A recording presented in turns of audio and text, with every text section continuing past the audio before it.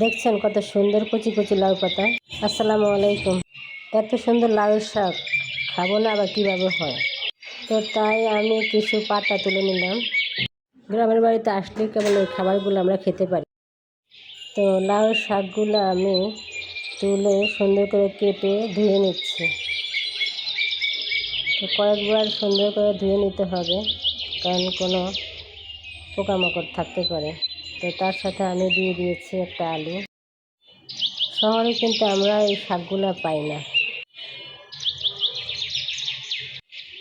আর তার সাথে দিয়ে দিচ্ছে একটা টমেটো, এটা আমাদের গাছেই ধরেছে। তো আমি শাকগুলো 2-3 করে ধুয়ে নিলাম। বিশেষ করে লাউয়ের শাক আমার খুবই একটা পছন্দের খাবার। তো শাকটা আমার প্রায় ধোয়া হয়ে গেল। এদিকে আমি নিয়ে নিচ্ছি কিছু শুটকি, চেলা শুটকি যেটাকে বলা হয়। শুটকিটা ভালো করে পরিষ্কার করে নিতে হবে, মাথাটা ফেলে দিতে হবে, কারণ শুটকির মাথাটা থাকলে তিতা লাগতে পারে। আর ভালো করে ধুয়ে নিতে হবে একদম পরিষ্কার করে। এদিকে আমি তেলের মধ্যে শুটকিগুলো একটু ভাজা ভাজা করে নিব। তার সাথে দিয়ে দিয়েছি কাঁচামরিচ। একটু ভাজা ভাজা হয়ে গেলে তারপরে দিয়ে দিব পেঁয়াজ, পরিমাণ মতো লবণ, রসুন বাটা এবং জিরা বাটা।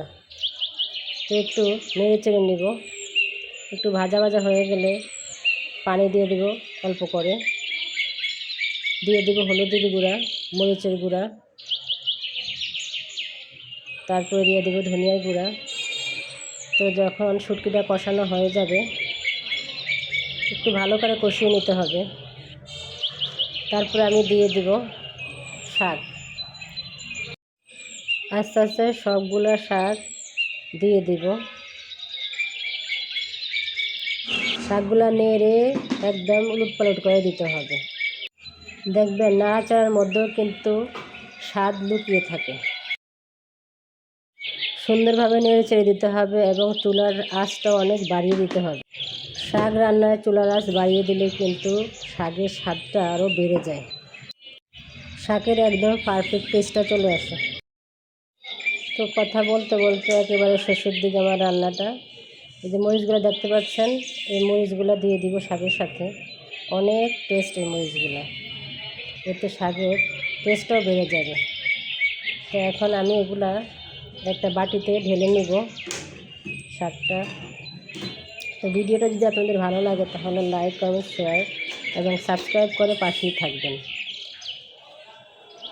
এবং বেশি বেশি শেয়ার করে দেবেন।